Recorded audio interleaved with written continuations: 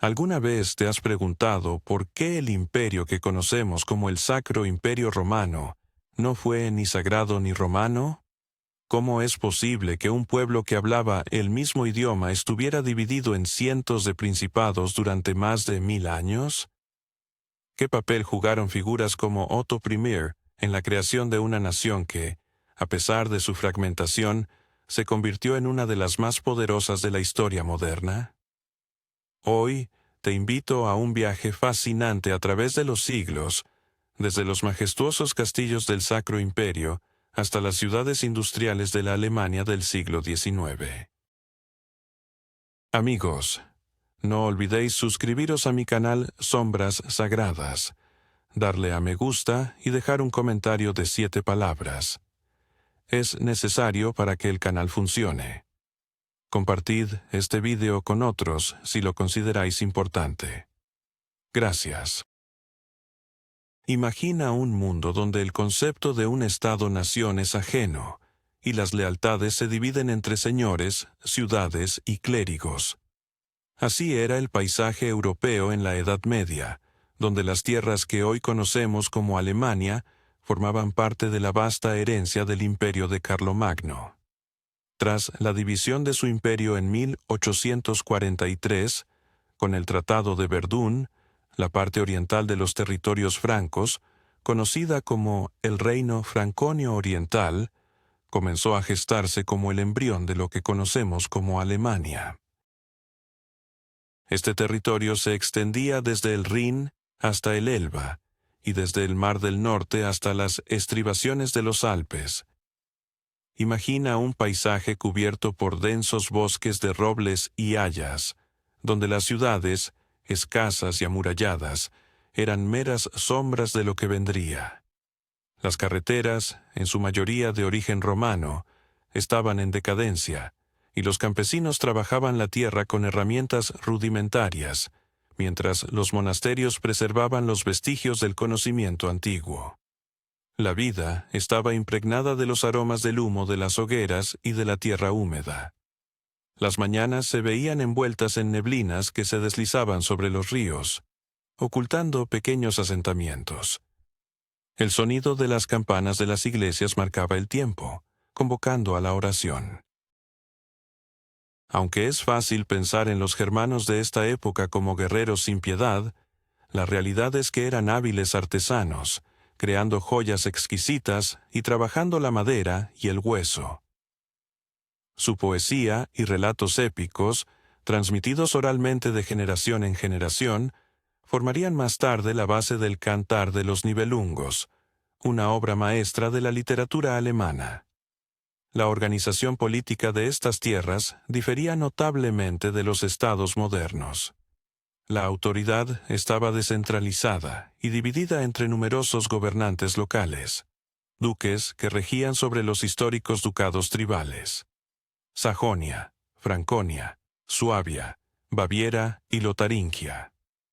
Aunque estos duques reconocían nominalmente al rey, en la práctica eran casi gobernantes independientes. En este contexto, comenzó a gestarse un sistema que los historiadores denominarían feudalismo, aunque sus contemporáneos no conocían este término. La sociedad se organizaba en torno a lazos personales y obligaciones mutuas. El rey otorgaba tierras a sus leales vasallos, quienes a su vez repartían los territorios entre sus propios vasallos, creando una compleja red de relaciones. Precisamente aquí, en esta intrincada trama de interacciones personales y compromisos, radica una de las causas de la futura fragmentación de Alemania. A diferencia de lo que sucedía en Francia o Inglaterra, donde el poder real se consolidaba poco a poco, los reyes alemanes no lograron establecer una administración centralizada fuerte. En cambio, se vieron obligados a negociar constantemente con sus poderosos vasallos, cediendo cada vez más privilegios. Otro factor que influiría notablemente en el desarrollo particular de Alemania fue la ausencia de fronteras naturales al este. Mientras que Francia se hallaba protegida por los Pirineos, los Alpes y el mar, Las fronteras orientales de las tierras germánicas estaban abiertas a la migración y la expansión, lo que representaba tanto oportunidades como amenazas. Los gobernantes germanos podían ampliar sus dominios hacia el este, pero también debían defenderse constantemente de incursiones. Es crucial entender que en ese tiempo el concepto de Alemania aún no existía en el sentido moderno. Las personas se identificaban primordialmente con su tribu o región, como sajones, bávaros o suavos, y no como alemanes. Con el tiempo comenzó a usarse el término Regnum Teutonicum para designar todas las tierras del Franconio oriental. Sin embargo, la identidad germánica común se formaba lentamente. El año 919 fue decisivo para el futuro de las tierras germanas. Luego de la extinción de la dinastía carolingia, la nobleza germana eligió como rey a Enrique el Pajarero, duque de Sajonia. Este hecho marcó el inicio de una nueva era, el nacimiento de una verdadera estatalidad germánica, independiente del legado franco. Su hijo, Otón I, llevaría este proceso aún más lejos. Tras derrotar a los húngaros en la batalla de Lech en 955, Otón no solo protegió las fronteras orientales, sino que adquirió tal prestigio que pudo reclamar el título imperial. En 1962, el Papa lo coronó como emperador. Así nació el nuevo imperio que más tarde sería conocido como el Sacro Imperio Romano. Esta coronación tuvo consecuencias de largo alcance. Otón y sus sucesores se consideraron herederos directos del Imperio Romano y de Carlomagno, reclamando la autoridad suprema no solo sobre las tierras germanas, sino también sobre Italia y, nominalmente, sobre todo el mundo cristiano.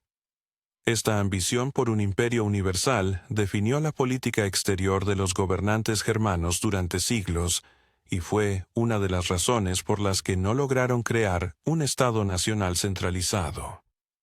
El imperio de Otón no era un Estado nacional, sino una entidad supranacional que unía diversos pueblos que hablaban diferentes lenguas y tenían distintas tradiciones. Era la manifestación política de la idea medieval del mundo cristiano universal, donde el emperador y el papa compartían el poder supremo. El primero en los asuntos mundanos, el segundo en los espirituales. En este contexto, el rey de Alemania se convertía automáticamente en candidato al trono imperial. Para ser reconocido oficialmente, solo se requería la coronación por parte del Papa en Roma. Por lo tanto, es imposible entender la historia de Alemania sin el contexto del Sacro Imperio Romano y las complejas relaciones entre emperadores y el papado. Así comenzaba la larga y compleja historia de las tierras germanas dentro del Sacro Imperio, una historia repleta de paradojas y contradicciones. Este territorio, que un día sería el corazón de Europa, necesitaría 1000 años para convertirse en un Estado unificado. Con la llegada del siglo XI, nuevos desafíos y transformaciones se presentarían ante el mundo germano, bajo la influencia de los emperadores de la dinastía Salia. ¿Te has preguntado alguna vez cómo un emperador pudo arrodillarse en la nieve, suplicando perdón ante el Papa? ¿O cómo una dinastía que parecía invencible terminó en la fragmentación del poder? ¿Qué llevó a la creación de un imperio que abarcaba gran parte de Europa, solo para desmoronarse después? Hoy, en Sombras Sagradas, exploramos la fascinante historia de la Alemania medieval, un tiempo de gloria y tragedia, de lucha y transformación. Durante el reinado de Enrique III, la Empire alcanzó su máximo esplendor, pero este era un poder frágil, pronto sacudido por uno de los conflictos más grandes de la Edad Media. Enrique, enfrentado a muchos de sus vasallos, realizó uno de los actos más dramáticos de la historia medieval, conocido como la Caminata a Canossa. Durante 3 días, este emperador se mantuvo descalzo en la nieve, frente al castillo de Canosa, donde se encontraba el Papa, rogando por su perdón y la levanta de su excomunión. Este humillante episodio simboliza la tensión entre el poder secular y la autoridad espiritual. Aunque Enrique logró un acuerdo temporal, la lucha con el papado continuó durante el gobierno de sus sucesores. No fue sino hasta 1122 que se alcanzó un compromiso significativo. Con el Concordato de Worms, el emperador mantuvo cierto control sobre la elección de los jerarcas eclesiásticos, pero aceptó su autoridad espiritual bajo el Papa. Este prolongado conflicto tuvo profundas consecuencias para la estructura del Estado germano. Los emperadores se vieron obligados a hacer concesiones a los príncipes alemanes, buscando su apoyo en la lucha contra el papado. A su vez, los príncipes utilizaron esta situación para fortalecer su autonomía, sentando las bases de la fragmentación feudal que caracterizaría a las tierras alemanas durante siglos. La situación se tornó aún más compleja cuando, en 1125, se extinguió la dinastía Salia. Los príncipes alemanes eligieron a Lotario de Sajonia como rey, seguido por Conrado III de la dinastía Hohenstaufen. Estas elecciones establecieron un importante precedente. La corona de Alemania se convirtió en un título electivo en lugar de ser hereditaria. Los príncipes electores, que llevaban a cabo estas elecciones, comenzaron a consolidarse como un grupo especial, cuyos poderes en sus dominios se volvieron prácticamente ilimitados.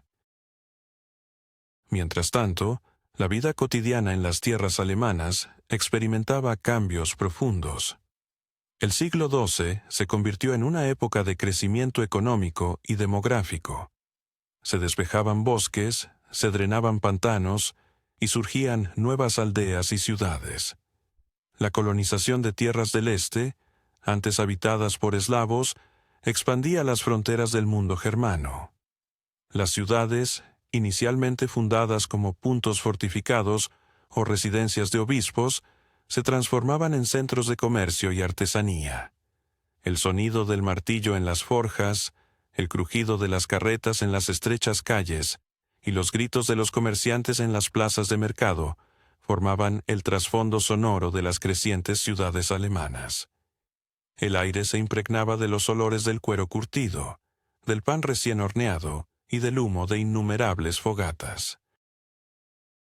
Es importante entender que las ciudades en la Alemania medieval representaban un mundo aparte, con sus propias leyes y privilegios. Los ciudadanos, conocidos como burgueses, lucharon por un autogobierno que se consagraba en las cartas municipales. El aire de la ciudad hace libre, decía un proverbio alemán de aquella época. Un campesino que viviera en la ciudad durante un año y un día se convertía en un hombre libre.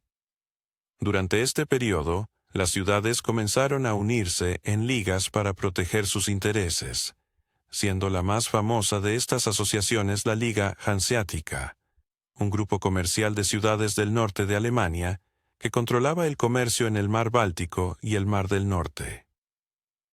Desde Londres hasta Novgorod, los comerciantes hanseáticos establecían sus factorías, creando una red de relaciones económicas que a menudo era más sólida que los lazos políticos.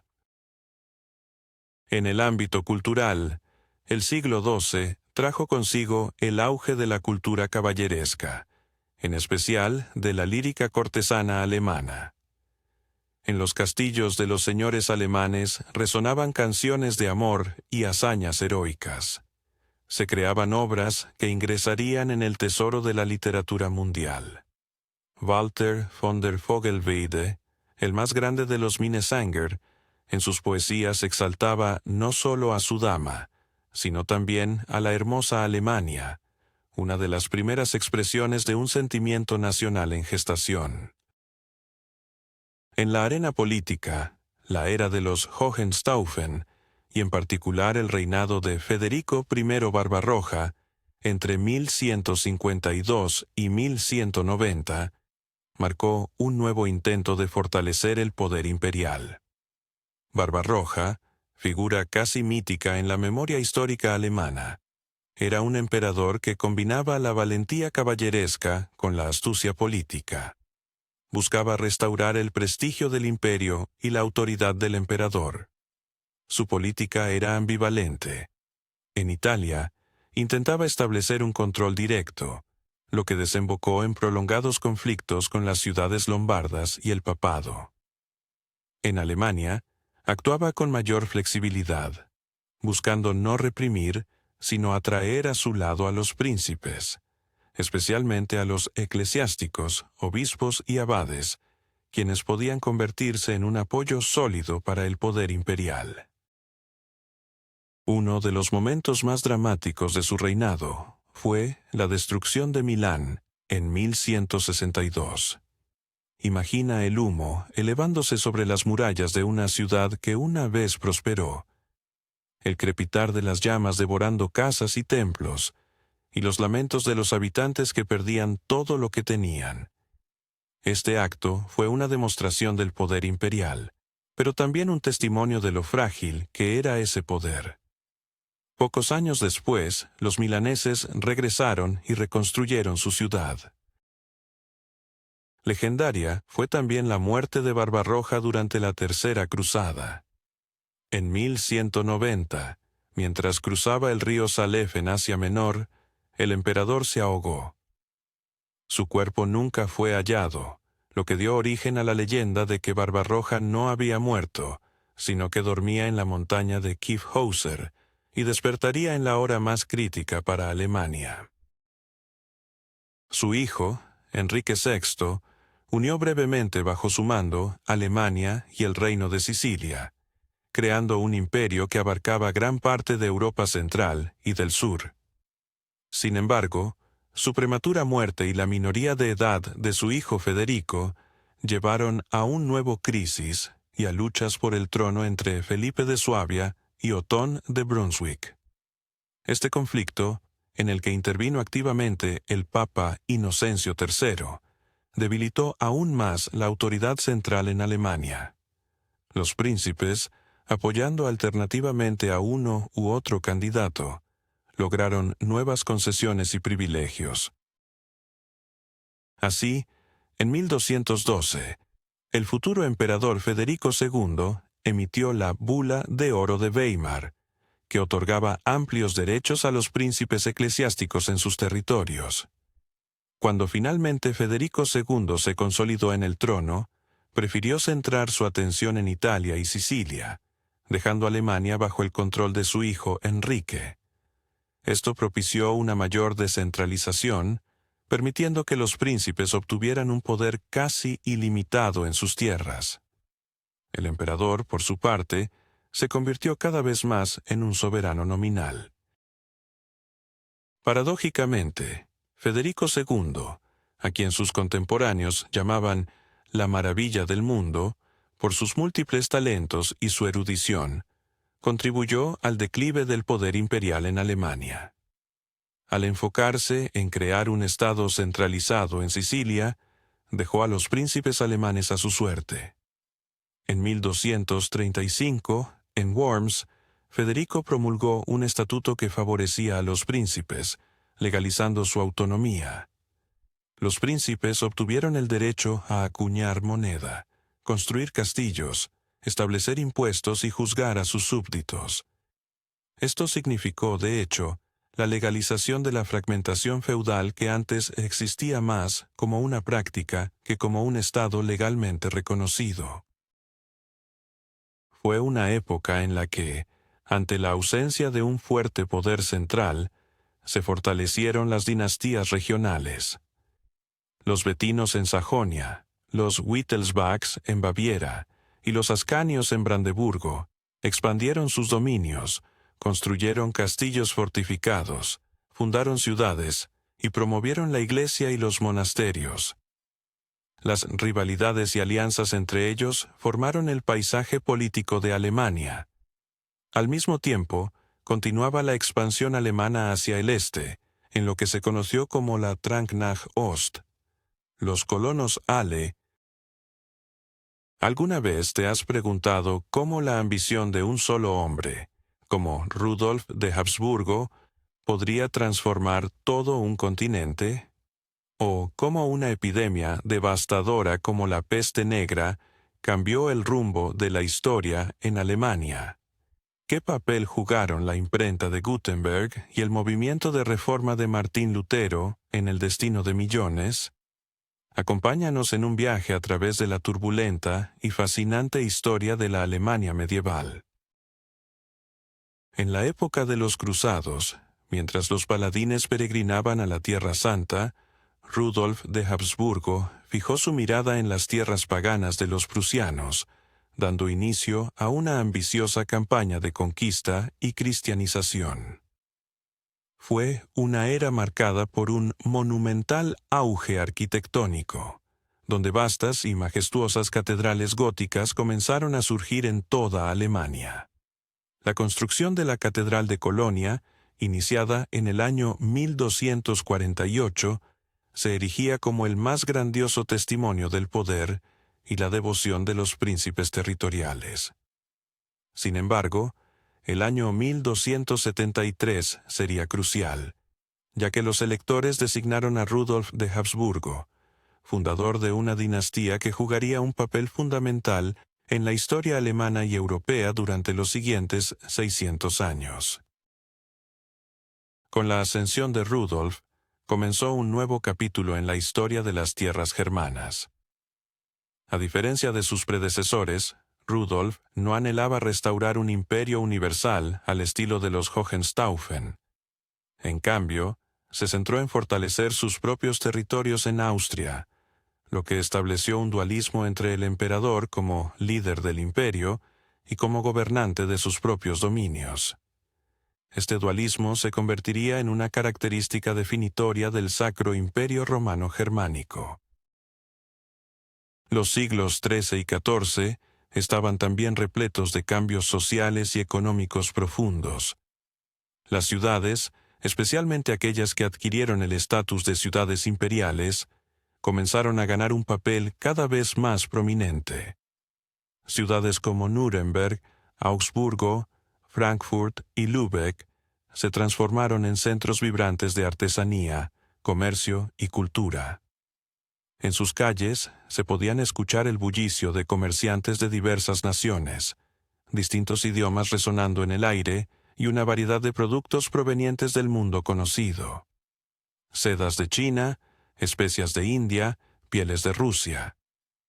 En cada rincón, el sonido de los telares y el martilleo en las forjas creaba un paisaje sonoro vibrante, mientras los pregoneros anunciaban nuevas disposiciones del Consejo de la ciudad.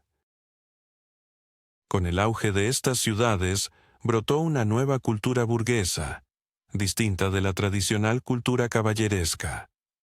Mientras la literatura caballeresca celebraba gestas heroicas y amores corteses, la literatura urbana giraba en torno a las cuestiones prácticas de la vida diaria, a menudo salpicada de agudas dosis de sátira.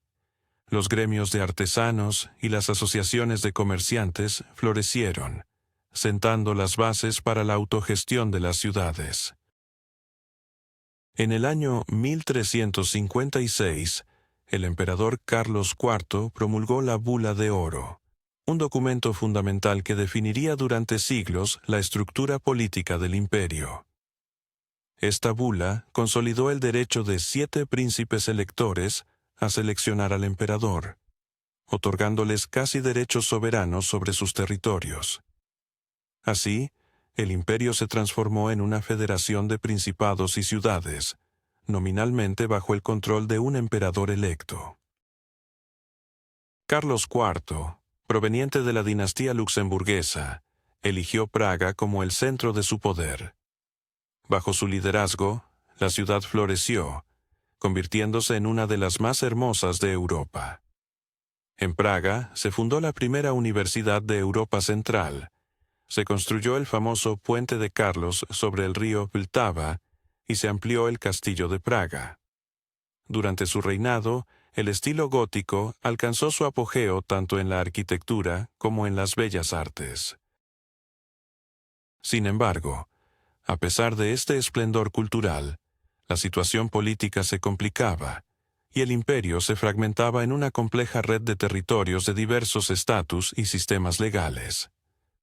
Junto a los principados electorales existían otras entidades, como los principados eclesiásticos, ciudades imperiales, tierras de caballeros imperiales e incluso aldeas que respondían directamente al emperador. Esta fragmentación política traía consigo tanto desafíos como oportunidades. Sin una autoridad central fuerte, el pluralismo cultural y económico prosperaba. Cada príncipe competía por embellecer su corte, fundando universidades y atrayendo a eruditos y artistas a sus dominios, dando lugar a múltiples centros de cultura y educación. No obstante, el siglo XIV trajo consigo serias pruebas para Europa, y, en particular, para Alemania. La peste negra, una devastadora epidemia de peste que asoló el continente entre 1348 y 1350, diezmó a alrededor de un tercio de la población. Las ciudades, con su alta densidad de población y condiciones insalubres, sufrieron especialmente. Imagina la atmósfera de una ciudad azotada por la epidemia. Calles llenas de cuerpos sin enterrar, el humo de las hogueras funerarias contaminando el aire, y las procesiones de flagelantes, fanáticos religiosos que se flagelaban a sí mismos, buscando aplacar la ira divina. La desconfianza y el miedo entre los vecinos se intensificaron, llevando a acusaciones de envenenamiento de pozos contra los judíos, lo que desembocó en violentos pogromos. La epidemia tuvo profundas consecuencias sociales y económicas. La disminución de la población resultó en una escasez de mano de obra, lo que mejoró las condiciones de vida de los campesinos y trabajadores urbanos. Los señores feudales, para retener a sus campesinos, se vieron obligados a ofrecerles condiciones más favorables. En las ciudades, los salarios de los artesanos y aprendices comenzaron a aumentar. A finales del siglo XIV y principios del XV, el imperio atravesó una nueva transformación. Con la extinción de la dinastía luxemburguesa, la corona imperial pasó a los Habsburgo, quienes la portarían con pocos respiros hasta la desaparición del Sacro Imperio en 1866. La era de los Habsburgo coincidió con el inicio del Renacimiento y el humanismo en Alemania.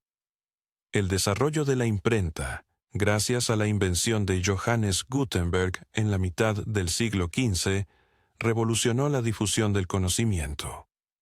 Los libros, que anteriormente estaban reservados para unos pocos elegidos, se convirtieron en un bien accesible para un público mucho más amplio. Es crucial entender que la invención de la imprenta no fue simplemente una innovación técnica, fue un verdadero cambio cultural, comparable en importancia a la llegada de Internet en nuestra era. El libro dejó de ser un artículo de lujo y se convirtió en una herramienta de difusión masiva de ideas. Sin Gutenberg, la reforma y la revolución científica de los siglos posteriores no habrían sido posibles. El ruido de las prensas en los talleres de los primeros impresores, el aroma de la tinta fresca y la vista de pilas ordenadas de hojas impresas comenzaron a formar parte del paisaje cultural de las ciudades germanas. Junto con la imprenta, surgían nuevas ideas, un cuestionamiento crítico de las autoridades, un renovado interés por la antigüedad clásica y un deseo de volver a las fuentes de la fe cristiana. El final del siglo XV y el comienzo del XVI fueron tiempos de profundas contradicciones y tensiones en la sociedad germana.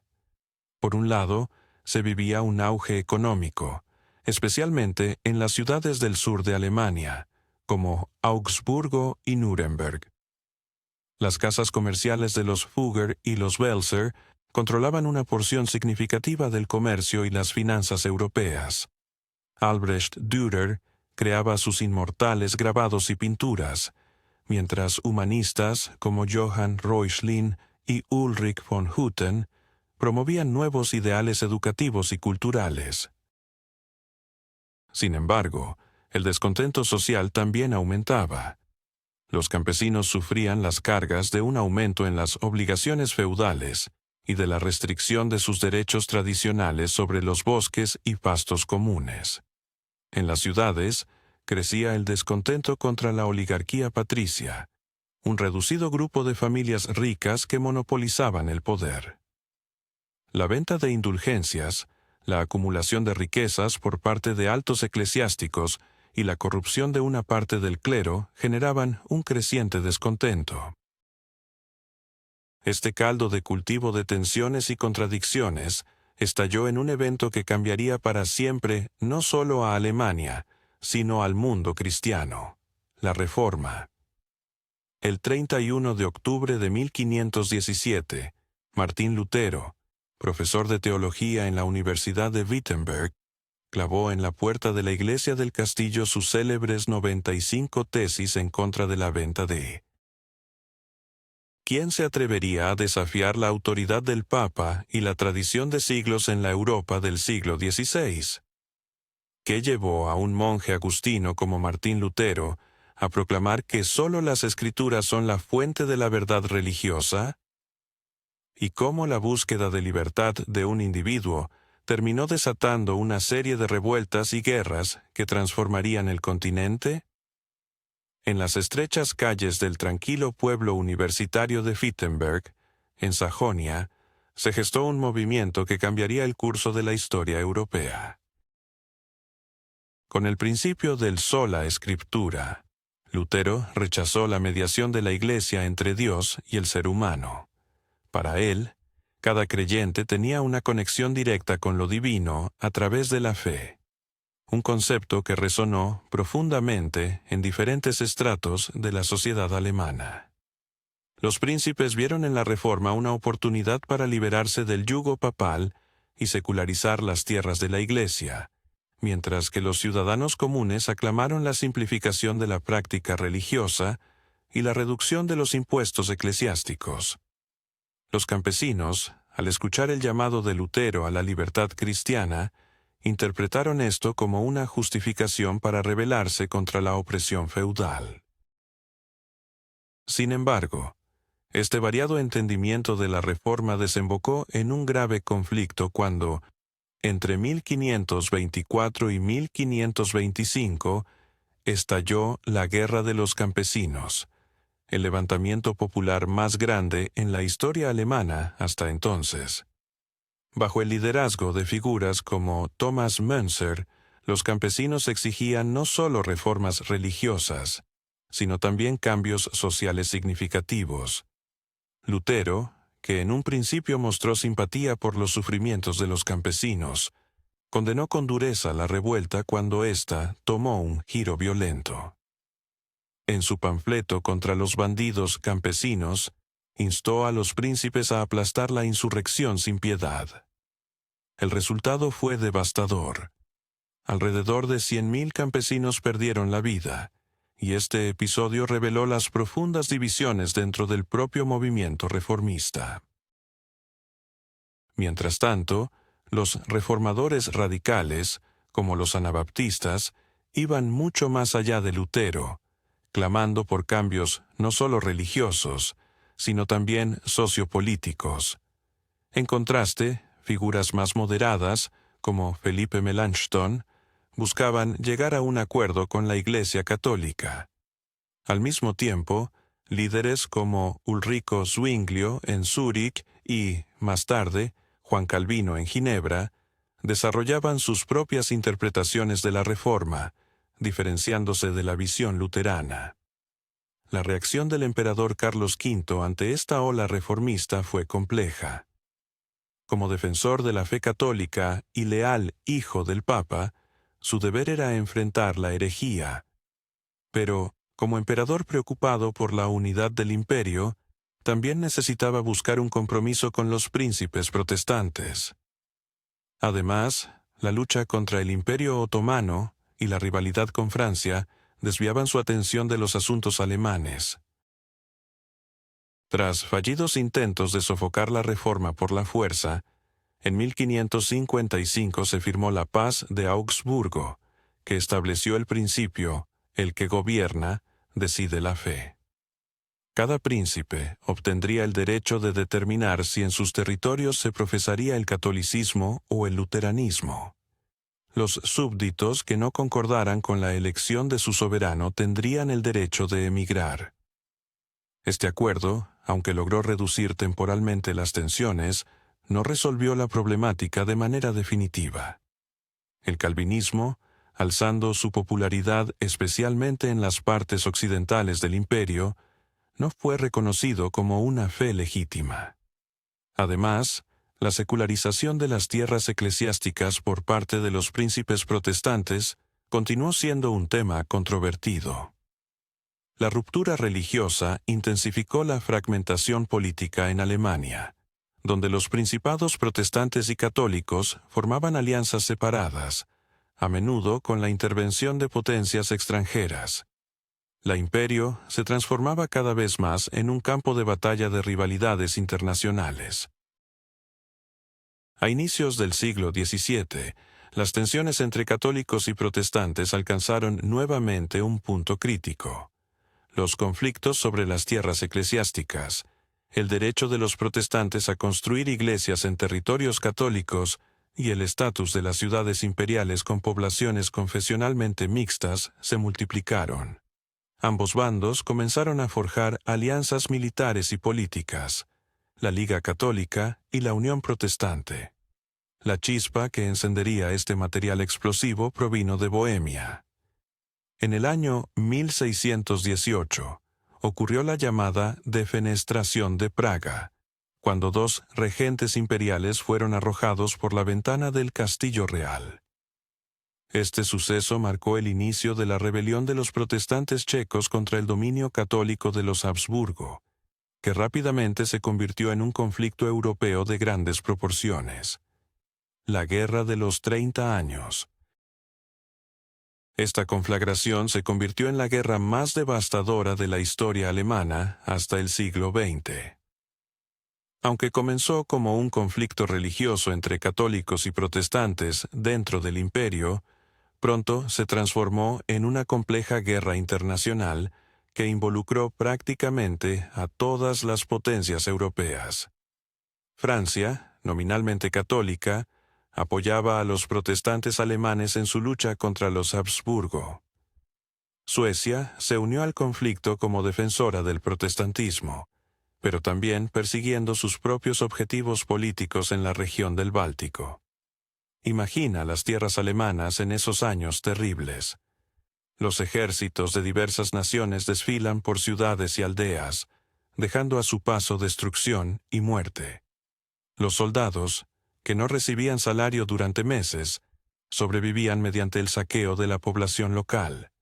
Los campos dejaban de ser cultivados, el comercio se paralizaba y la artesanía entraba en declive. El hambre y las epidemias cobraban más vidas que las propias acciones bélicas. El periodo más aterrador fue cuando el ejército imperial fue liderado por Alberto de Wallenstein, un estratega militar talentoso, pero un hombre despiadado y cínico. Su ejército, que contaba con hasta 100.000 hombres, se sostenía gracias al saqueo sistemático de las tierras que cruzaban. La guerra alimenta la guerra. Este principio de Wallenstein significaba un sufrimiento indescriptible para la población civil.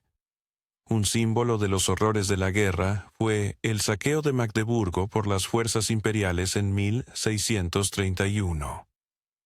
Este próspero puerto comercial fue completamente aniquilado, y de sus 30.000 habitantes, alrededor de 20.000 fueron asesinados. La boda de Magdeburgo, como la llamaron irónicamente los contemporáneos, se convirtió en una de las páginas más sombrías de la Guerra de los 30 años. Después de más de 2 décadas de sangrientos enfrentamientos, ninguna de las partes logró obtener una ventaja decisiva. El agotamiento de recursos y el cansancio generalizado por la guerra llevaron al inicio de negociaciones de paz, que culminaron con la firma de la Paz de Westfalia en 1648. Este tratado tuvo un significado fundamental no solo para Alemania, sino también para todo el sistema de relaciones internacionales en Europa. Reconoció la soberanía de todos los estados participantes, sin importar su tamaño y poder, y estableció el principio de no intervención en los asuntos internos de cada nación. Estos principios sentaron las bases del derecho internacional moderno. Para la Sagrada Imperio Romano Germánico, la paz de Westfalia significó la confirmación definitiva de su carácter descentralizado. Los príncipes obtuvieron el derecho de formar alianzas con potencias extranjeras, siempre que tales acuerdos no fueran dirigidos contra el emperador. El calvinismo fue reconocido a la par del catolicismo y del luteranismo. Suiza y los Países Bajos oficialmente se separaron del imperio. Las alteraciones territoriales también fueron significativas. Francia adquirió gran parte de Alsacia. Suecia se quedó con partes de Pomerania y algunos puertos en el Báltico. Brandeburgo ganó la Pomerania Oriental y varias otras regiones, lo que cimentó su ascenso como una de las principales potencias alemanas. Las pérdidas humanas y materiales en Alemania durante la Guerra de los 30 años fueron catastróficas. Se estima que entre el 20 y el 40% de la población murió, lo que supuso una catástrofe demográfica sin precedentes. Muchas ciudades y aldeas fueron completamente destruidas. El comercio y la artesanía cayeron en declive.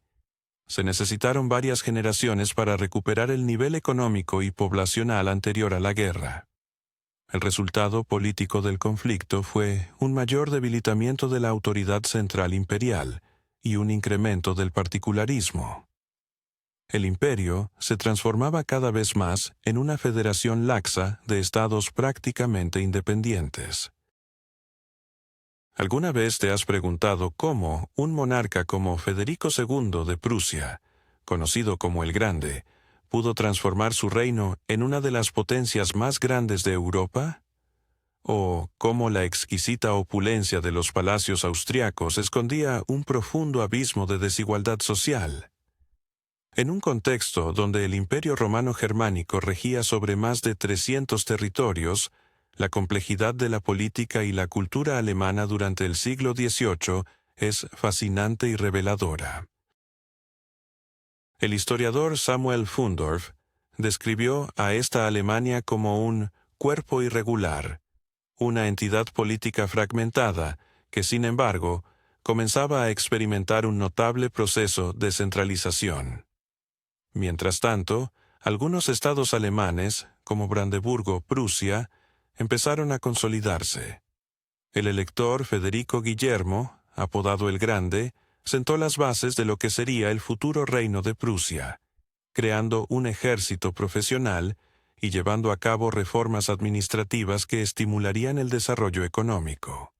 Su política exterior, aunque cautelosa, resultó ser efectiva y permitió a Prusia posicionarse como una fuerza a tener en cuenta en Europa. Paralelamente, el Imperio Austriaco, liderado por la dinastía de los Habsburgo, se encontraba en un estado de esplendor. Tras la Guerra de los 30 años, los príncipes austriacos, imitando el grandioso ejemplo de Luis XIV de Francia, comenzaron a erigir lujosos palacios en estilo barroco, creando teatros y orquestas en la corte, y fundando academias y universidades. El Palacio de Versalles se convirtió en el modelo a seguir para muchas residencias alemanas, desde el majestuoso Palacio de Schönbrunn en Viena hasta las más modestas imitaciones en pequeños principados. Imagina estos conjuntos arquitectónicos, palacios imponentes con fachadas simétricas, parques regulares adornados con fuentes y estatuas, invernaderos repletos de plantas exóticas, y salones de gala cubiertos de espejos y dorados. En medio de esta ostentación, se desarrollaba una compleja trama de vida cortesana, marcada por un notable contraste entre el lujo de las residencias principescas y la penuria del pueblo llano. Los gobernantes alemanes, especialmente en los pequeños principados, a menudo imponían a sus súbditos impuestos exorbitantes para financiar su estilo de vida ostentoso. Lamentablemente, algunos príncipes se volvieron infames por vender a sus propios súbditos como soldados a potencias extranjeras. Por ejemplo, los landgrafes de Hesse ofrecieron a sus tropas a Gran Bretaña para sofocar la Revolución Americana. Sin embargo, no todos los príncipes alemanes eran derrochadores irresponsables. Muchos, especialmente en los estados más grandes, se guiaban por los principios del absolutismo ilustrado. Este concepto implicaba que el monarca debía actuar como el principal servidor del Estado, velando por el bienestar de sus súbditos. Federico II de Prusia fue un destacado ejemplo de este absolutismo ilustrado. Al ascender al trono en 1740, transformó a Prusia en una de las grandes potencias europeas. No solo fue un talentoso general y estadista, sino también un intelectual, filósofo y músico. Mantuvo correspondencia con Voltaire y otros pensadores de la Ilustración. Compuso música y escribió tratados filosóficos. Bajo su mando, Prusia se convirtió en un estado donde el ejército, la burocracia y la economía funcionaban como un mecanismo unificado. Federico implementó reformas judiciales, abolió la tortura, estableció la tolerancia religiosa y promovió la educación y la ciencia. A pesar de su enfoque reformista, también llevó a cabo una política exterior agresiva, expandiendo el territorio prusiano a expensas de Austria y Polonia durante las divisiones de dicho país. Culturalmente, el siglo XVIII fue un periodo de notable auge para Alemania. Fue una época en la que la filosofía, la literatura y la música alemanas emergieron en la escena mundial. Immanuel Kant, desde Königsberg, desarrolló su crítica filosófica, transformando el pensamiento europeo. Johann Wolfgang von Goethe y Friedrich Schiller crearon obras que se convirtieron en clásicos de la literatura mundial. Compositores como Johann Sebastian Bach, Georg Friedrich Händel y posteriormente Joseph Haydn y el joven Wolfgang Amadeus Mozart produjeron música de una belleza y profundidad incomparables. Sin embargo, el desarrollo del pensamiento ilustrado alemán presentó características distintas en comparación con el francés o el inglés. La Ilustración alemana fue menos radical en términos políticos y más centrada en cuestiones morales, educativas y culturales, colaborando a menudo con monarcas absolutistas en lugar de oponerse a ellos. Un factor crucial en este desarrollo cultural fue el crecimiento de la educación.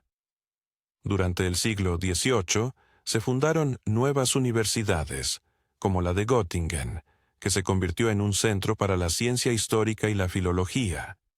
La red de gimnasios se expandió, ofreciendo educación clásica, lo que aumentó la alfabetización y fomentó la publicación de libros y el periodismo. La vida cultural alemana se caracterizaba por su naturaleza descentralizada. A diferencia de Francia, donde todas las fuerzas intelectuales se concentraban en París o Inglaterra, donde Londres dominaba, Alemania contaba con una pluralidad de centros culturales. Ciudades como Berlín, Viena, Weimar, Hamburgo, Leipzig y Dresde poseían atmósferas culturales únicas. Por ejemplo, Weimar, una pequeña residencia de los duques de Sajonia-Weimar, se transformó en uno de los centros culturales más importantes de Alemania gracias al mecenazgo de la ilustrada duquesa Ana Amalia y su hijo Karl Augusto. Aquí residieron y trabajaron Goethe, Schiller, Herder y Wieland, figuras destacadas de la literatura clásica alemana. Imagina Weimar a finales del siglo XVIII, con sus tranquilas calles adornadas con casas ordenadas, un parque a orillas del río Ilm donde Goethe paseaba, y una biblioteca ducal repleta de ricas colecciones de libros. En los salones se reunían intelectuales y aristócratas para discutir las últimas ideas de filosofía, ciencia y arte, creando así una nueva cultura alemana, en un ambiente que combinaba el esplendor cortesano con la comodidad burguesa. No obstante, esta idílica visión de la cultura alemana existía en un contexto de profundas contradicciones sociales y económicas. La mayoría de la población de las tierras alemanas estaba compuesta por campesinos, muchos de los cuales seguían siendo siervos, especialmente en las regiones orientales. Estos soportaban el pesado yugo de la servidumbre y el tributo, sufriendo bajo los caprichos de los señores feudales. La población urbana, especialmente en las pequeñas ciudades, a menudo vivía en la pobreza. Los artesanos enfrentaban la competencia de la incipiente industria. En términos económicos, Alemania estaba rezagada en comparación con Inglaterra e incluso con Francia. La revolución industrial, que ya había transformado la faz de Gran Bretaña, comenzaba a asomarse en las tierras alemanas. El comercio se veía obstaculizado por una multitud de aduanas internas y la diversidad de sistemas monetarios en los distintos estados. La falta de un mercado nacional unificado frenaba el desarrollo económico.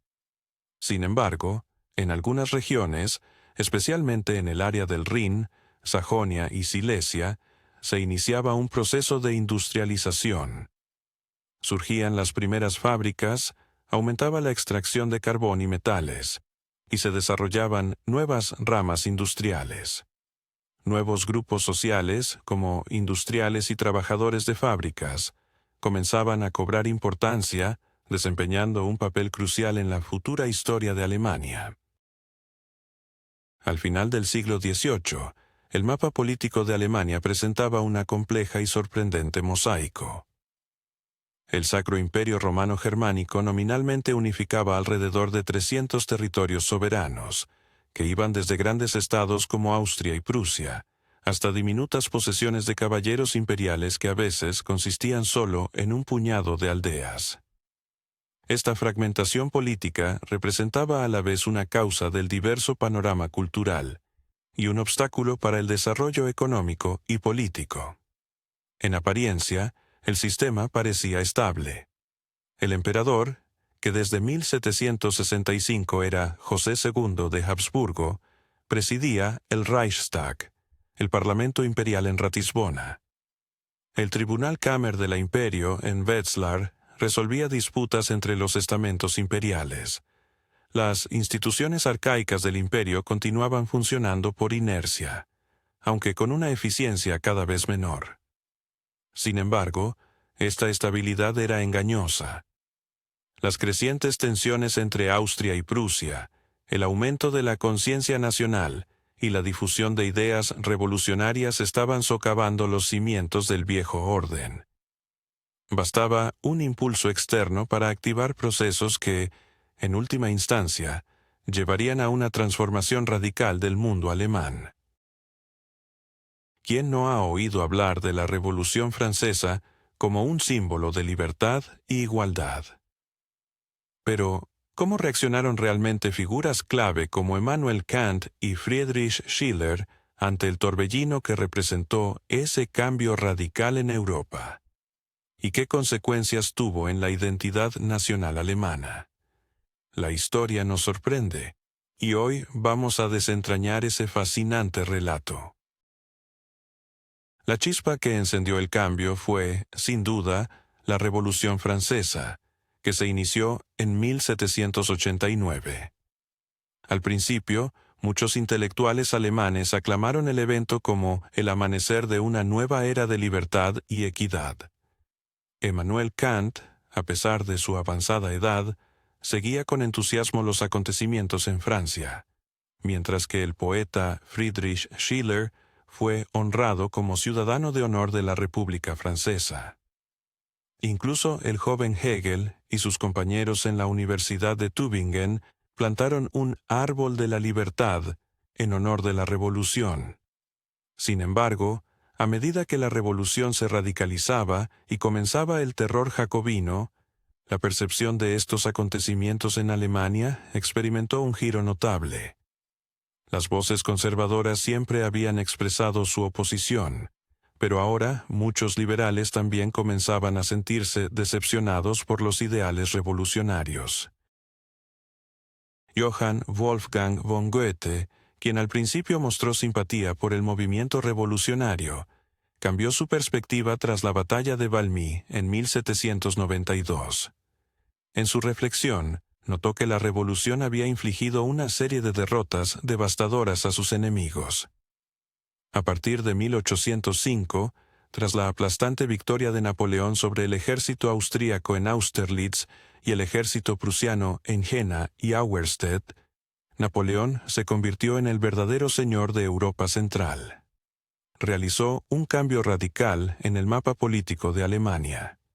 En 1806, la Sacra Imperio Romano Germánico, que había existido por más de 800 años, dejó de existir. El último emperador, Francisco II, que también era emperador de Austria como Francisco I, abdicó ante el ultimátum de Napoleón. En lugar de los numerosos pequeños estados, Napoleón formó entidades más grandes, muchas de las cuales fueron agrupadas en la Confederación del Rin bajo su protección. El número de estados alemanes independientes disminuyó de más de 300 a 39, mientras que las pequeñas posesiones de los caballeros imperiales y los principados eclesiásticos fueron eliminados. También se llevó a cabo la secularización de las tierras eclesiásticas. Estos cambios, aunque impuestos por un conquistador extranjero, tenían un doble significado. Por un lado, implicaron una humillación para el orgullo nacional, acompañada de contribuciones bélicas y un servicio militar obligatorio para las guerras napoleónicas. Por otro lado, estos cambios allanaron el camino para la modernización de las tierras alemanas, destruyendo las barreras feudales y creando unidades económicas y administrativas más grandes. Los cambios fueron especialmente profundos en las tierras de Alemania del Oeste, que limitaban directamente con Francia o que estaban incluidas en su territorio. En estas regiones se introdujeron normativas legales francesas, incluyendo el Código Civil Napoleónico, se abolieron los privilegios feudales, se estableció la igualdad ante la ley y se promovió la libertad de emprendimiento. La huella de estos nuevos sistemas perduró incluso después de la caída de Napoleón. Imagina un pueblo del Rin en esa época, con funcionarios franceses en sus característicos uniformes, emitiendo órdenes en idioma francés. Nuevos tribunales funcionaban bajo normativas recién implementadas, mientras que los ciudadanos alemanes aprendían francés para adaptarse a las nuevas circunstancias. Las fachadas de las tiendas estaban rotuladas en 2 idiomas, y patrullas militares francesas recorrían las calles. Los reclutas alemanes se alistaban para combatir en las filas del ejército napoleónico. Era un mundo donde lo viejo y lo nuevo, lo alemán y lo francés, la coacción y la modernización se entrelazaban en un intrincado tejido. Pero lo más significativo que trajeron las guerras napoleónicas fue el despertar de la conciencia nacional.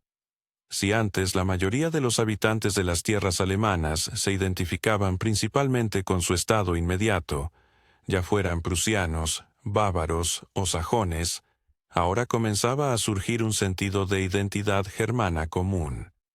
La experiencia compartida de humillación y lucha por la libertad se convirtió en un poderoso factor para forjar la unidad nacional.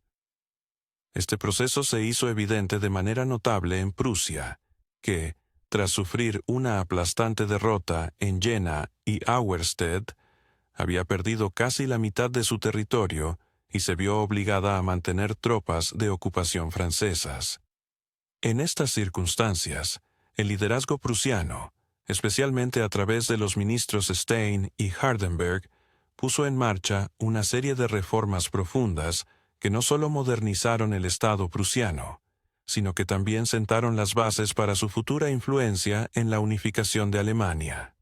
Se abolieron la servidumbre y la vinculación hereditaria a ciertas profesiones. Se llevaron a cabo reformas militares y educativas, y se introdujo la autogestión municipal en las ciudades. La reforma militar, liderada por Scharnhorst y Gneisenau, fue de especial importancia. Se estableció un sistema de reclutamiento obligatorio y se mejoró la calidad de la formación de los oficiales, así como el armamento. Estas medidas transformaron al ejército prusiano en uno de los instrumentos militares más efectivos de su tiempo. Paralelamente a las reformas oficiales, se desarrolló un vibrante movimiento patriótico, especialmente en el ámbito universitario. Filósofos como Fichte y Schleiermacher, así como escritores como Arndt y Kleist, instaron a la renovación nacional y a la resistencia contra el dominio francés en sus obras. Surgieron sociedades secretas, como el Bunde de la Juventud y la Unión de la Virtud, que prepararon la opinión pública para la Guerra de Liberación. El recién fundado Universidad de Berlín, en 1810, desempeñó un papel fundamental. Su creador, Wilhelm von Humboldt, formuló principios de educación universitaria que combinaban enseñanza e investigación, influyendo profundamente en el desarrollo de la educación superior a nivel mundial. La universidad se convirtió en un centro no solo científico, sino también ideológico del Renacimiento prusiano y luego alemán. Con la llegada de 1813, tras la desastrosa derrota de Napoleón en Rusia, Prusia se unió a la coalición antifrancesa, lo que fue considerado el comienzo de una guerra por la liberación nacional. El llamamiento del rey Federico Guillermo III a su pueblo provocó un inusitado fervor patriótico. Miles de voluntarios se unieron al ejército. Las mujeres donaron sus joyas para apoyar los esfuerzos bélicos, y los poetas crearon himnos patrióticos. En la Batalla de las Naciones, cerca de Leipzig, en octubre de 1813, las Fuerzas Unidas de Rusia, Prusia, Austria y Suecia infligieron una derrota decisiva a Napoleón en territorio alemán. Tras la batalla, Goethe, que observó el conflicto desde la distancia, escribió: «De estas tumbas renacerá la libertad de las naciones». De hecho, la Guerra de Liberación se convirtió en un factor crucial en la formación de la conciencia nacional alemana, y sentó las bases para la futura unificación de Alemania. Después de la derrota final de Napoleón en 1815, el Congreso de Viena reconfiguró el mapa político de Europa y, en particular, de Alemania. En lugar del derrocado Sacro Imperio Romano Germánico, se creó la Confederación Germánica, una unión de 39 estados alemanes independientes. Con el tiempo, este número se redujo a 35. Tanto Austria como Prusia formaron parte de esta confederación, y era Austria la que presidía el Parlamento Confederal, que se reunía en Frankfurt del Meno. La Confederación Germánica fue establecida principalmente como una alianza defensiva que garantizaba la seguridad de todos sus miembros. Carecía de una constitución común, de ciudadanía unificada y de una política económica integrada. La mayoría de los asuntos se resolvían a nivel estatal. Sin embargo, la existencia misma de la Confederación reconocía que los estados alemanes formaban una comunidad especial dentro del sistema europeo.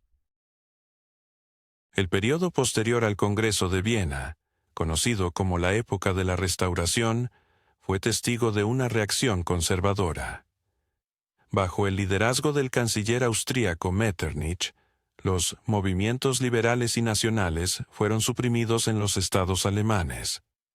Los decretos de Karlsbad de 1819 impusieron una estricta censura, prohibieron asociaciones estudiantiles y establecieron supervisión de las universidades. Muchos profesores liberales fueron despedidos y algunos activistas patrióticos se vieron forzados a exiliarse. No obstante, a pesar de esta respuesta política, las décadas de 1820 y 30 fueron testigos de significativos cambios económicos y sociales. La industrialización comenzó a desarrollarse, especialmente en la industria textil y metalúrgica. ¿Y qué pasaría si te dijera que la creación de la Alemania moderna se gestó entre el humo de las fábricas y el estruendo de los trenes en una Europa convulsa? ¿Cómo influyeron figuras como Otto von Bismarck y el rey Federico Guillermo IV en este proceso tumultuoso? ¿Está el destino político de una nación realmente en manos de sus gobernantes, o las pasiones del pueblo pueden cambiar el rumbo de la historia? En medio de la revolución industrial, un fenómeno sin precedentes comenzó a tomar forma en el continente europeo. En este contexto, se estableció la Unión Aduanera Alemana, uniendo la mayoría de los estados germanos en un espacio económico común, dejando fuera a Austria.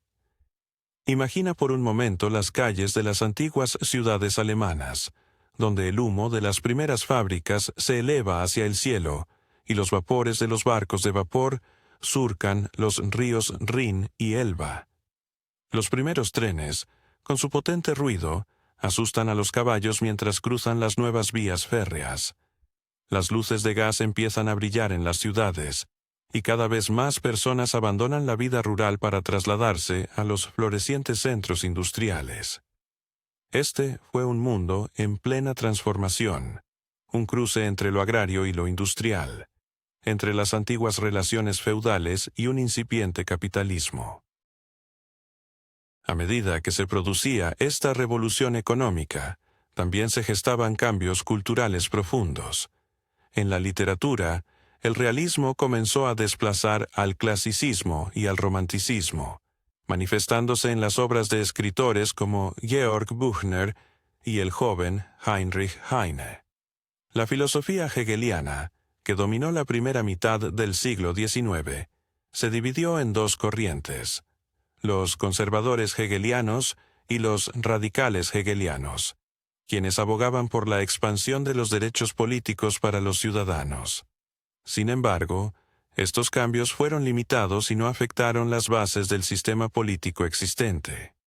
Lo que sí fue significativo fue el crecimiento del movimiento nacional, especialmente tras la amenaza de guerra con Francia en 1840, que desencadenó una ola de patriotismo entre la población. Las canciones patrióticas, como Die Wacht am Rhein y el poema Rheinlied de Nikolaus Becker, se convirtieron en símbolos de este fervor nacional. La idea de la unificación nacional ganaba popularidad y fuerza. La revolución de 1848, que estalló en Francia, se propagó rápidamente a los estados germanos. En marzo de ese año, estallaron levantamientos en Berlín, Viena y otras ciudades, forzando a los gobernantes a ceder ante las demandas del pueblo. Se formaron gobiernos liberales, se prometieron constituciones, se abolió la censura y se ampliaron las libertades políticas. El evento político más destacado de esta revolución fue la convocatoria de la Asamblea Nacional de Frankfurt, el primer parlamento alemán elegido por sufragio universal masculino, aunque no directo. La asamblea se reunió en la iglesia de San Pablo en Frankfurt desde mayo de 1848 hasta junio de 1849. Imagina la Frankfurt de aquellos días, con banderas de colores negro, rojo y dorado, ondeando en lo alto, simbolizando la unidad y la libertad. Las calles estaban llenas de gente animada, discutiendo acaloradamente las últimas noticias políticas. Dentro de la iglesia de San Pablo, convertida en un salón parlamentario, se llevaban a cabo intensos debates sobre el futuro de Alemania. Las numerosas redacciones de periódicos trabajaban a toda hora, cubriendo los acontecimientos de la revolución, mientras los clubes políticos se reunían en cafés y cervecerías para discutir ideas radicales. El objetivo principal de la Asamblea de Frankfurt era elaborar una constitución para la Alemania unificada. Sin embargo, no tardaron en surgir complicados interrogantes. ¿Cuáles debían ser las fronteras del nuevo Estado? ¿Debería la multiétnica imperio austriaco ser parte de esta nueva Alemania en su totalidad, o solo las tierras alemanas que lo componían? ¿O debería permanecer fuera de la Alemania unificada? ¿Sería Alemania una monarquía o una república? Si optaban por la monarquía, ¿quién debería ser su líder? Tras largas deliberaciones, la mayoría de los delegados se pronunciaron a favor de un proyecto de unificación pequeña alemana, excluyendo a Austria, pero con Prusia como la potencia líder. En marzo de 1849, se le ofreció la corona imperial al rey prusiano Federico Guillermo IV. Sin embargo, el rey, convencido de que la corona debía venir de los monarcas y no del pueblo, despreció la oferta, refiriéndose a ella como una corona de barro. Este rechazo marcó el inicio del fin de la revolución.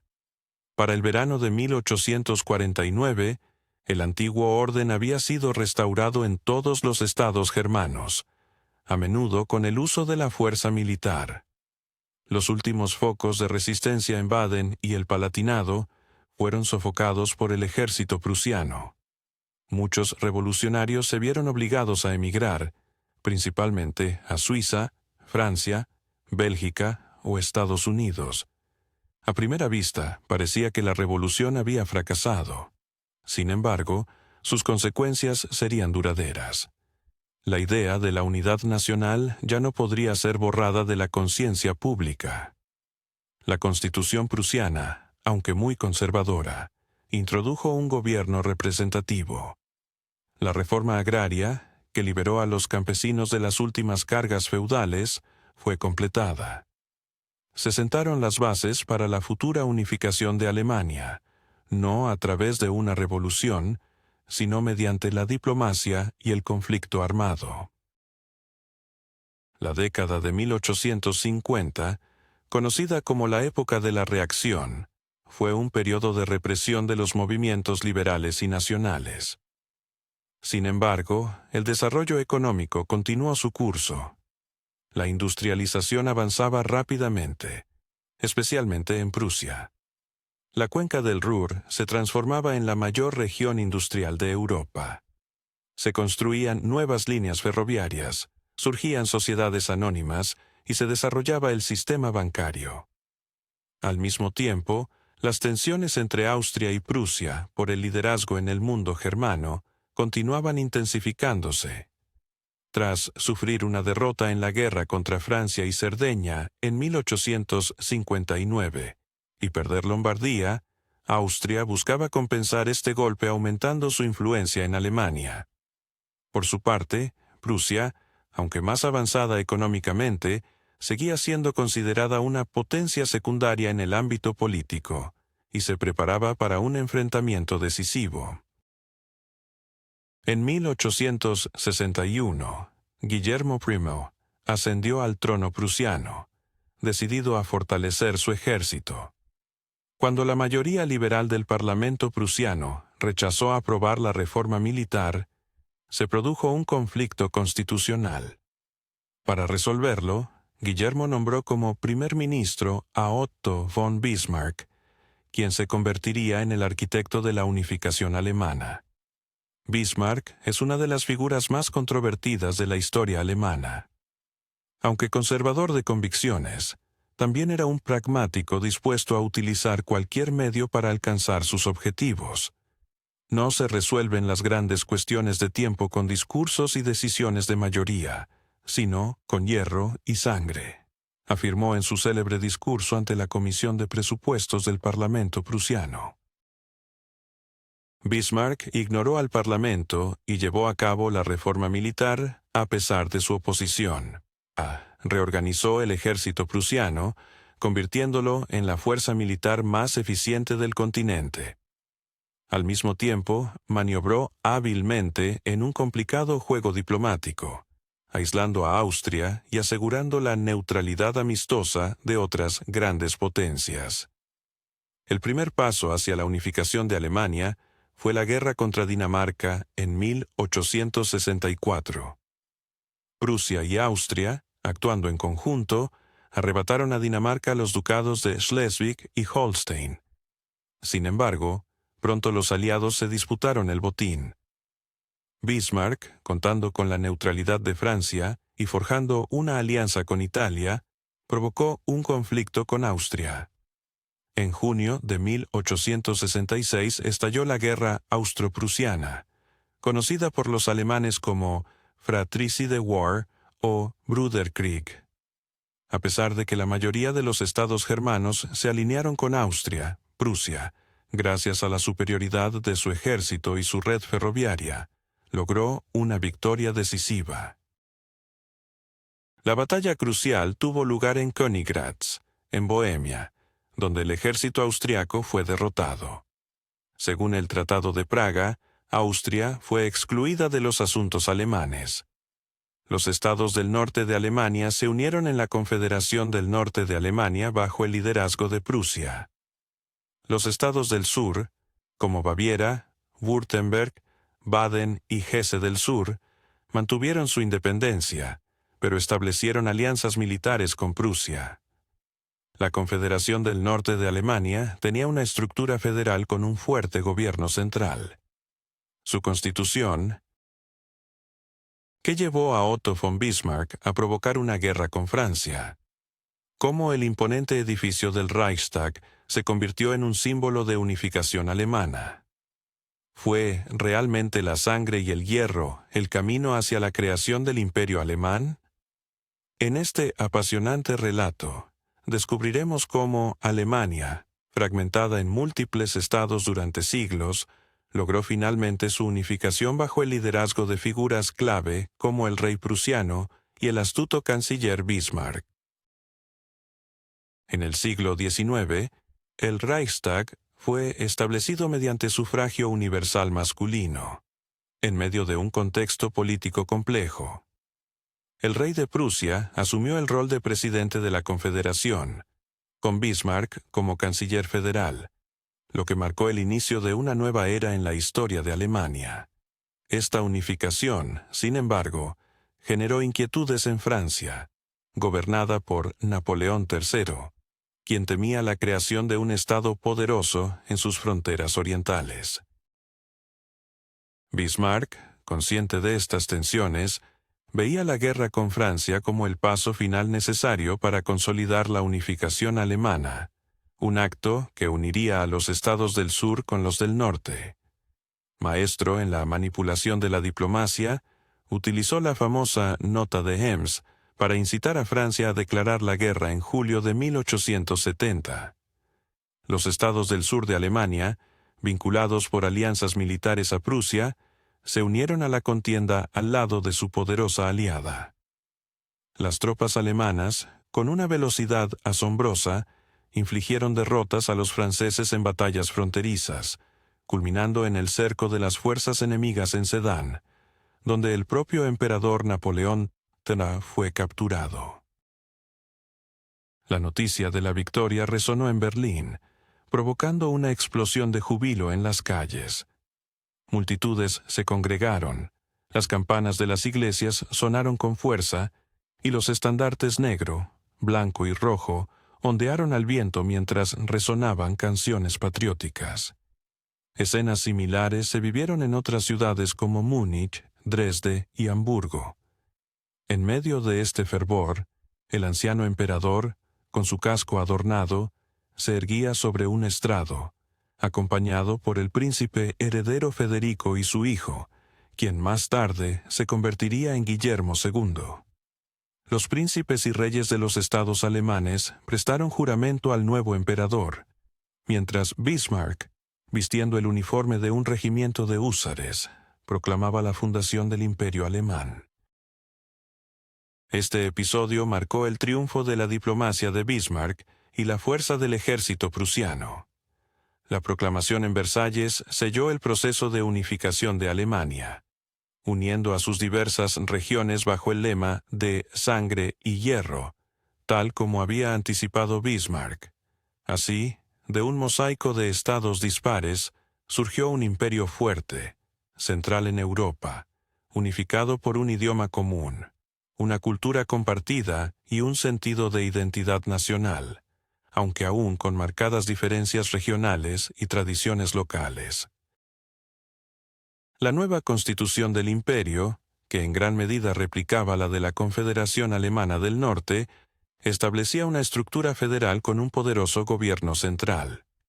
El imperio alemán estaba compuesto por 25 estados, entre los cuales se destacaban 4 reinos: Prusia, Baviera, Sajonia y Württemberg, así como la región imperial de Alsacia-Lorena, despojada a Francia.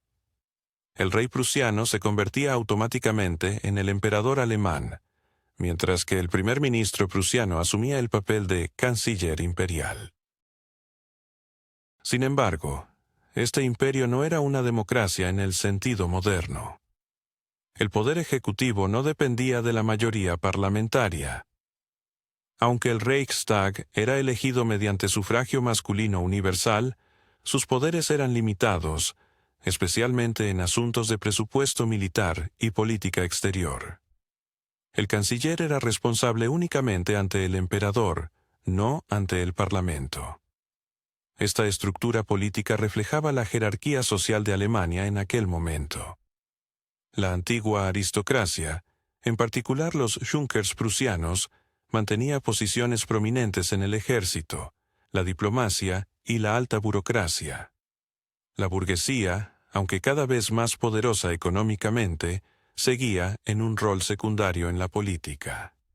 El creciente proletariado, a medida que la industrialización avanzaba, comenzaba apenas a organizarse políticamente. A pesar de todo, la unificación de Alemania fue un hito histórico que atendía a las profundas aspiraciones del pueblo alemán. Este proceso se había iniciado en la época napoleónica, continuado durante la Revolución de 1848 y culminado con Bismarck. Alemania, que había estado fragmentada durante siglos, finalmente alcanzó una unidad nacional, aunque sin incluir a Austria, quedando así excluida la parte de la población germanófona que permanecía en la monarquía austrohúngara. En la década siguiente, Alemania se transformó en una poderosa potencia industrial, rivalizando con Gran Bretaña por el liderazgo económico en Europa. Su ciencia, tecnología, educación y cultura alcanzaron niveles sin precedentes. Sin embargo, junto con este crecimiento, surgieron tanto contradicciones internas como tensiones externas, que eventualmente desembocarían en 2 guerras mundiales en el siglo XX. Este intrincado y complejo camino que recorrieron las tierras alemanas, desde el Sacro Imperio Romano hasta el Estado Nacional, abarcó más de 1000 años, incluyendo periodos de esplendor y declive, momentos de grandeza y tragedia, años de guerra y épocas de paz. Un viaje que transformó para siempre el rostro de Europa y del mundo. Al reflexionar sobre esta travesía histórica, es crucial preguntarse qué lecciones podemos aprender de esta rica y complicada historia. Quizás la lección más significativa radica en la interacción dialéctica entre unidad y diversidad. El mundo alemán siempre ha oscilado entre estos 2 polos, buscando la unificación mientras preservaba sus características regionales. Incluso en momentos de extrema fragmentación política, había una unidad cultural, cimentada en un idioma común y tradiciones compartidas. Por otro lado, incluso después de la unificación política, continuaban existiendo profundas diferencias regionales. Otra lección importante es la influencia de factores externos en la formación de la identidad nacional. La oposición a la Francia napoleónica actuó como un poderoso catalizador para el desarrollo del nacionalismo alemán. La amenaza común y la lucha compartida unieron a los alemanes más que un siglo de coexistencia pacífica. Finalmente, la historia de Alemania ilustra la compleja relación entre idealismo y realismo en la política. Los ideales de unidad nacional y libertad, promovidos por intelectuales y respaldados por las masas, se concretaron en la práctica por el pragmático y a veces cínico Bismarck, quien utilizó la diplomacia y la guerra como herramientas fundamentales en la construcción del Estado. Hoy en día, al observar a la Alemania moderna, un Estado democrático, próspero y pacífico en el corazón de una Europa unida, resulta difícil imaginar las pruebas y transformaciones por las que ha tenido que pasar. Sin embargo, esta historia compleja, con todas sus ascensiones y caídas, ha forjado el carácter nacional y la cultura política que presenciamos hoy. La historia nunca llega a su fin. Sigue desarrollándose, y todos somos parte de ella. Al estudiar el pasado, comprendemos mejor el presente y podemos construir un futuro más consciente. Espero que este viaje a través de los siglos de la historia alemana haya sido tanto informativo como inspirador para ustedes. Les animo a proponer temas para nuevas historias en los comentarios, a suscribirse a nuestro canal Sombras Sagradas y a dejar un me gusta.